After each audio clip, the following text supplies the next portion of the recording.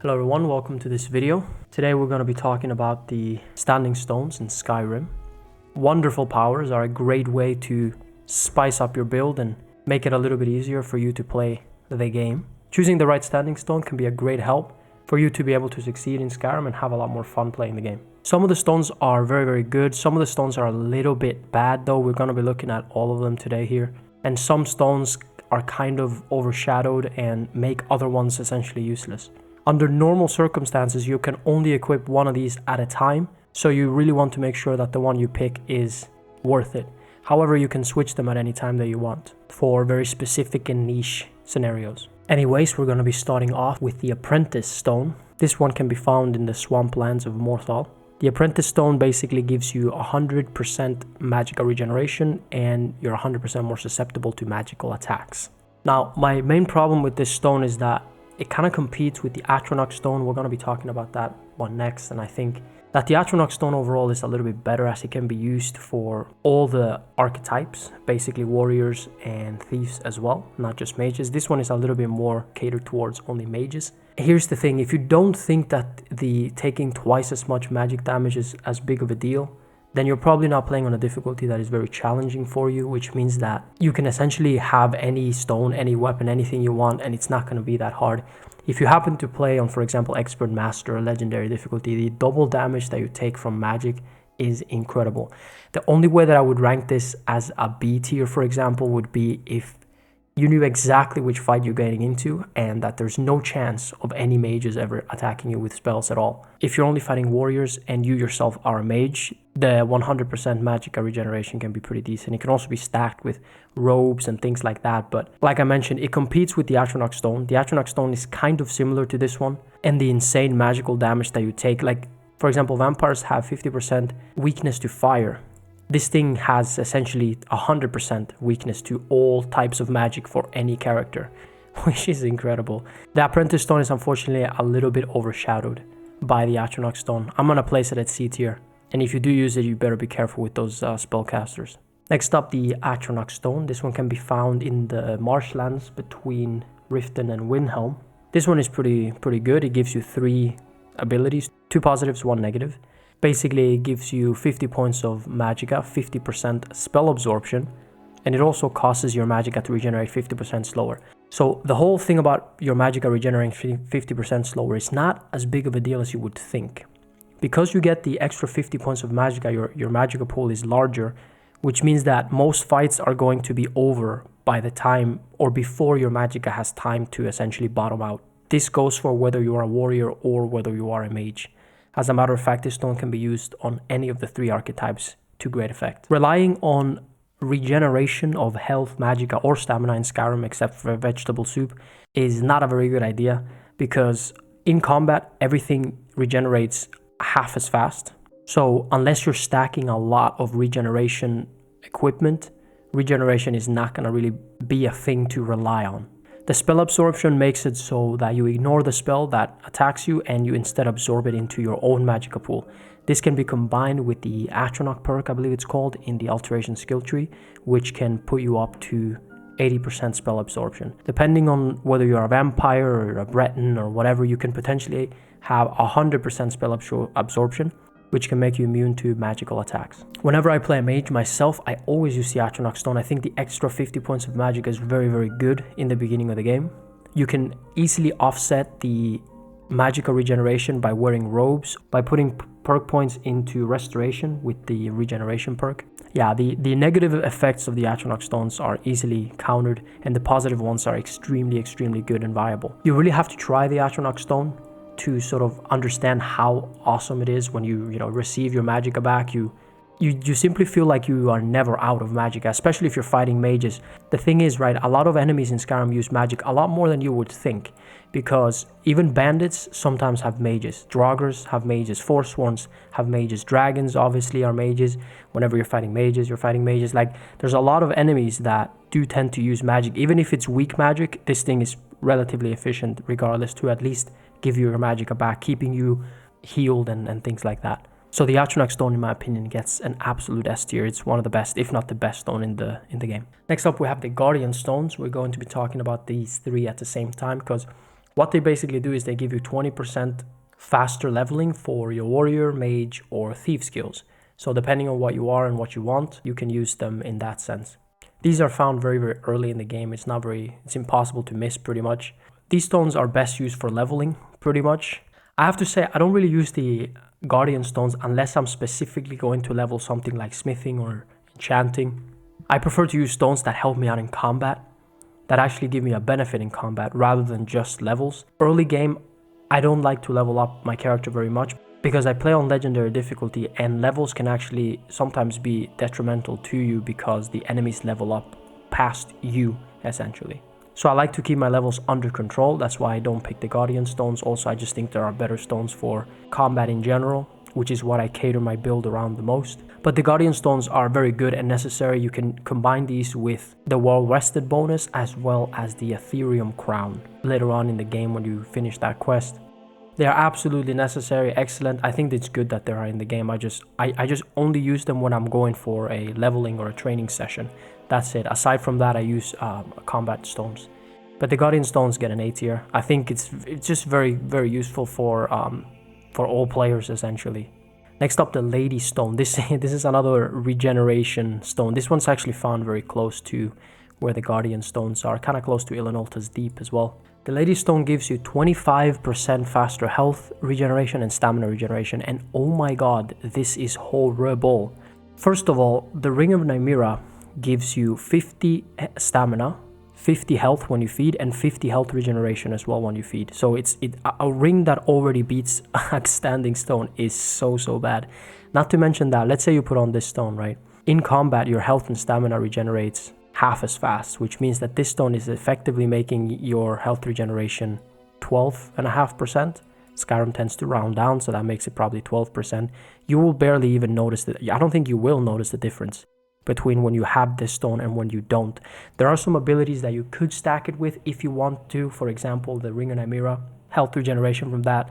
There's also a power you can get from Parthenax, but I have made characters where I have tried the Lady Stone ability stacked with everything else that I could, including some enchantments, right? Health, magic, and it's not very good. It is not very good at all. It's a very early stone. You can get this stone very, very early in the game, so maybe that's the reason that they made it so bad. Under no circumstances do I recommend this stone whatsoever. Under none. Just increase your health or increase your stamina. Don't worry about regeneration. You need to stack it to the most ridiculous degree for health, magicka, or stamina to even be worth considering as a regeneration option. The Lady Stone gets a definite F tier. Just don't use it. It's a complete waste of a stone. Doing a complete 180 to one of the better stones in the game. The Lord Stone, this one, it's kind of difficult to find. It's on top of a mountain. You have to walk quite far, kind of close to Merun's Dagon's shrine, between Dawnstar, Morthal, and I guess Whiterun in a way. This is another stone that is actually pretty good. It's more of a combat-focused stone. It gives you 50 points of armor, and it gives you 25% magic defense. This one can sometimes be compared to the Atronach Stone. However, this one is more for the warrior. It's more focused on warriors because it doesn't necessarily give you magicka or anything like that. While the Atronach Stone is a little bit more for the people who like to be a little bit risky in combat, the Lord Stone is slightly more for those people who like to be secure and sure in their build, that, you know, it's always going to do the same thing. You get a flat out 25% defense against magic. That is pretty decent. As far as the armor rating thing, the best way to use armor in Skyrim is to stack it with many things, and this stone can certainly help you out in that. What I mean is 50 points of armor on its own is not very good. However, the fact that you can get 50 points of armor from this stone, obviously the armor that you're wearing, upgrading it with smithing, there is the dragon aspect, there is the flesh spells, right? There is the ancient knowledge with dwarven armor. Pretty soon in the game, but before level 20, you can have a very, very high armor rating with this stone right here. The reason I personally rank combat stones higher is because the majority of the time, unless you're doing a specific build where you're using speech and alchemy to level up all of your other skills, combat is going to be necessary to progress your character, which means that is like what you're doing most of the time, which means that the stones that help you in that aspect are gonna be more important. Because when you're outside of combat, you can just put on the Guardian Stones or the Lover Stone and just level up whatever skill you need to level up and then go back to your combat stone. This is why I prefer combat stones to be my primary ones. The Lord Stone kind of also gets an S. I'm a little bit torn whether or not giving it an S or an A. Because the thing is, now that I think about it, this thing can only be used for warriors, while the Atronach Stone could technically be used for all the other ones. So is it really as good as the Atronach Stone though? Maybe if you, I mean, yeah, if you want a very, very sure, solid build, the Atronach Stone, the Lord Stone can definitely be good. So yeah, I'm gonna give it an S. It's a very good stone. It's very, recognized in the Skyrim community. Next up, we have the Lover Stone. This one, kind of like the Guardian Stone, gives you levels to your character, 15% instead of 20 that the Guardian Stones give you, but this one gives you 15% towards all of your skills. This one can be found close to Markarth, and usually this is the stone that I put inside the Ethereum crown. This stone cannot be stacked with the well-rested bonus. The Guardian Stones can, however, but this one is 15 while the well-rested bonus is 10. However, the Lover's Comfort is actually 15. So if you marry, you can get the Lover's Comfort, which is essentially what the Lover's Stone gives you. You can combine the Lover's Comfort with the Guardian Stone. This is why I really like these stones, these leveling up stones, because if you do things in the correct order, in the right way, you can get 35-40% quicker levels when you have your proper bonuses in order. But this is another stone. I mean, some players do like to use this stone just to put it on because they're gonna level up skills across the different archetypes.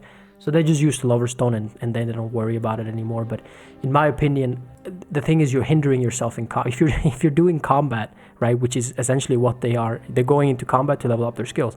If you're doing combat, 15% is good, but not if it's gonna make you struggle more in fights because you do not have the Lord and you do not have the Atronach Stone, for example, or the Steed Stone, which is another one that's coming. I would say that I would forego those 15% quicker levels for combat skills, which, by the way, combat skills level up really, really quickly anyways if you're playing on a higher difficulty, because you have to hit the enemy so many times. So things, offensive skills, not destruction though, but conjuration, archery, one-handed, two-handed, these things level up extremely quickly. You do not need a stone. They're gonna go far ahead in front of all of your other skills. So focusing on leveling combat skills is not necessarily needed. There are some that are pretty slow, like destruction, for example, but if destruction is so slow that a stone doesn't help it out either. So what you want to do with destruction is that essentially you want to just use trainers to level it up, or any other skill that is so incredibly slow, you want to use trainers to level it up. The Lover Stone, I think, is on par with the Guardian Stones. I do enjoy it quite a bit. I like putting it inside the crown. I think it's very, very good that it's in the game. It kind of splits the Guardian Stones, right? You can combine it. It's fantastic. The Lover Stone gets an A tier. The Ritual Stone. This one can be pretty good in specific scenarios. What it allows you to do is it allows you to reanimate dead corpses for 200 seconds in a 75-foot radius, which is incredibly large. Now, here's the dilemma with this stone, however. Let's say you're in a dungeon and you've killed 10 enemies. Let's say you're in a Draugr dungeon and you've killed 10 Draugrs, all within a 75-foot radius, which means you've fought many of them at the same time. You've killed 10 of them. Do you really need to revive them to then use them to fight the next section of the dungeon or the boss or whatever? Because you've killed 10 enemies by yourself, or 5 or whatever it is. You've killed them by yourself. I don't necessarily think that you need the help, if you know what I mean. Maybe if you're a necromancer and you just use it for that sense, but keep in mind that this will steal a little bit of your XP, because you have 10 people fighting for you. That's XP you are not getting. So that's something that you need to keep in mind as well. I use this stone later on in the game when my build is already complete, just to get some cool shots. That's about it. I don't think it's very practical, because it's what I'm saying. Like, first you need to kill the enemies, right? And then the stone is effective, which if you've already killed the enemies, why do you need the help? However, I'm not going to give it super low. I think it's very fun. The enemies that you can revive with the stone go really, really high. So if you're not a conjuration focused character, or even if you are, this stone is incredibly good to revive high level enemies that spells don't necessarily allow you to revive. It's a once per day ability though, of course. So yeah, the Ritual Stone gets a B tier. Next up, the Serpent Stone. I tried to, use this a little bit in combat. It's another once per day ability. It shoots out a projectile that paralyzes the target for 5 seconds. But here's my problem with the Serpent Stone, right? It kind of competes a little bit with the Fus ability, the Unrelenting Force, the first word, because if you think about it, when you paralyze the target, what are you doing? You're paralyzing him, you're walking up to him, and then you're smacking him a couple of times. So you're essentially stunning the target for 5 or let's say 7 to 8 seconds as they need time to get up. But now you have to wait a whole day as opposed to just using Unrelenting Force and getting close to the enemy, and then with Vegetable Soup and well-timed bashes you can keep stunning the enemy forever, essentially, until they die. The Serpent Stone's ability, I haven't really found anything that is that great to use with it. I do think you can use it a little bit to pickpocket people, for example, if you prefer to do that, but in that case just put on the stone, pickpocket whoever you need to pickpocket, and switch to a better one. This one can be found north of Windhelm. It's kind of really far out there. You kind of have to kill an Ice Wraith as well. I would just recommend, if you want to use this stone, just run past the Ice Wraith and get out of there. Take the stone and get out of there, because it's kind of annoying to fight Ice Wraiths. But yeah, the Serpent Stone's gonna get a C tier. I don't think that it's very good. I mean, you can make paralysis potions as well, Canis Root and Blisterworth, I believe. No, Canis Root and Imstool, which are relatively rare ingredients, or at least the Canis Root is, but it's not like super duper rare. I wouldn't waste an entire stone to be able to paralyze a target once a day. That just seems ridiculous. Now, again, if you want to use it for a very specific scenario, great. Use it for that, and then use one of the better stones the rest of the time. So for me, it's gonna get a C. The Shadow Stone, another once a day ability that you can use potions, you can use the invisibility spell as well. Very similar story, I would say, to the Serpent Stone. I mean, this one really only benefits, for the most part, people who are already good at sneaking, and once you perform any action, it breaks. I can't really understand why the developers would put in things like the Serpent Stone and the Shadow Stone. We have to pick between those and things like the Atronach, the Lord, the Guardian. Like, what even is that? A once per day ability needs to be extremely strong. A good example of a once per day ability is Dragon Aspect, right? It boosts and buffs so many other things, power attacks, armor rating, shouts, right? But a once per day ability to become invisible? Are you kidding me? There is a spell to become invisible. There are potions to become invisible. There is just sneak in general. There is sneaking in the dark. Sneak is a very, very powerful thing. Becoming invisible for 60 seconds is hardly going to make or break your sneak build. Now, it's good for some scenarios, but I wouldn't necessarily say that, you know, have the Shadow Stone on a sneak character. No, why would you do that? It's better to use, you know, the leveling up stones, or the Atronach Stone or the Lord for whenever you get caught or something like that, right? Or the Steed for extra loot if you want to do that as a thief. Yeah, I don't think the Shadow Stone is all that. All right, so for me, the Shadow Stone gets another C. I'm kind of tempted to put it on the D, but I guess I won't do that. I mean, yeah, the Lady Stone gets an F, because that one's just completely, why ever use that stone? I don't understand that at all. But yeah, the Shadow is going to get a C, unfortunately. Next is the Steed Stone. This stone gives you 100 carrying capacity, 50 if you are in survival, and it also makes your armor weightless. This is my favorite stone in the game to use. I absolutely love the weightless armor, as I'm a character that tends to use heavy armor. In my opinion, heavy armor is a little bit better than light armor. However, light armor is better in the early games, as you can combine light armor with the Atronach Stone and the Lord Stone, and you can still move relatively quickly. If you use the Dark Brotherhood armor, you have insanely high armor rating off the bat. You can also use that with the Lord Stone to get even higher armor rating. However, the Steed Stone is great for heavy armor character, and the reason I say heavy armor is, you know, more useful and better for me is because there are more heavy armor sets in the game in total. So most of the time when you find a heavy armor set, or when you find an enemy that is wearing a good set of armor, they're going to be using heavy armor most of the time because there are more of them. Bandit Chiefs is a good example of that. The Steed Stone allows you to move at 100% speed. I think that is so important in combat that even if that was the only thing that the Steed Stone gave you, weightless armor, I would still use it over any of the other stone personally. I highly value movement, because you know, when you play on Legendary, you cannot really get hit that much. So the Steed Stone is excellent for me. It gets an S tier.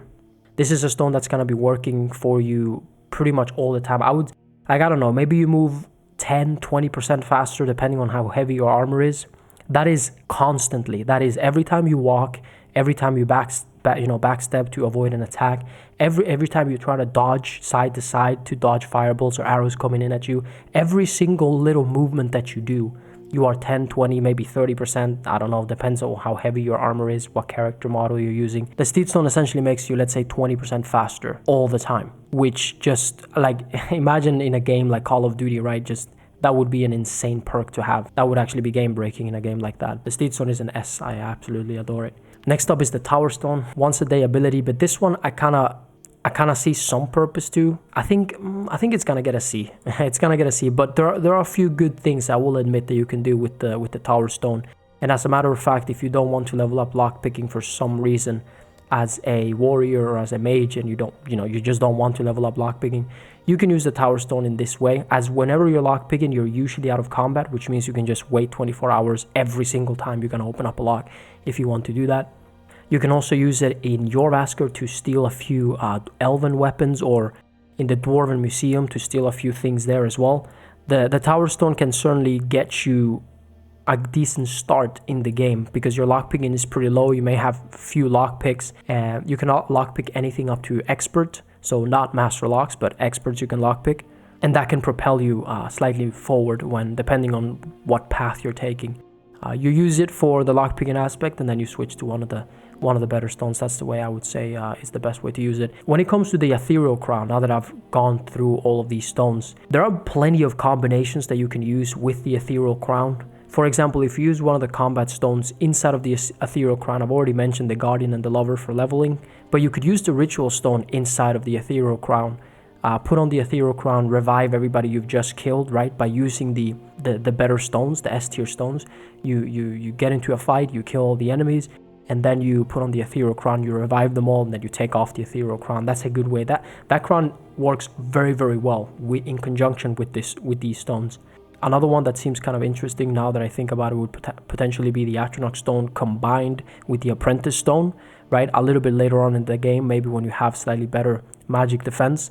The Atronach Stone's magic absorption can sometimes save you a little bit, or maybe even the Lord Stone, because this one gives you magic resistance as well. Combined with the Apprentice Stone, and then you stack that with the Morokai Mask, maybe some robes, maybe some perks to get some higher magic regeneration.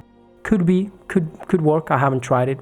Maybe the Serpent Stone inside the Ethereum Crown to paralyze something, although because this thing competes with Unrelenting Force and potions, paralysis potions, I wouldn't even waste the Ethereal Crown on the Serpent or the Shadow Stone personally, but you could. There is a point to be made. And another one is the Tower Stone.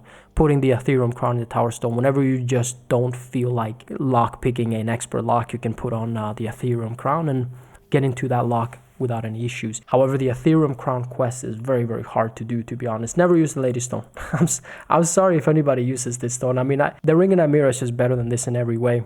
And just using the Atronach Stone, for example, for magical regeneration and healing stamina, which is one of the things. I mean, vegetable soup makes half of this stone completely useless because you have the vegetable soup stamina regeneration. The Lady Stone is complete. This thing, why is it in the game, man? I swear. Anyways, yeah, that was all the stones in Skyrim. Hopefully this gets you thinking a little bit around which ones you like. Maybe you learned something. Leave your comments below. Thank you for watching, and I'll see you next time.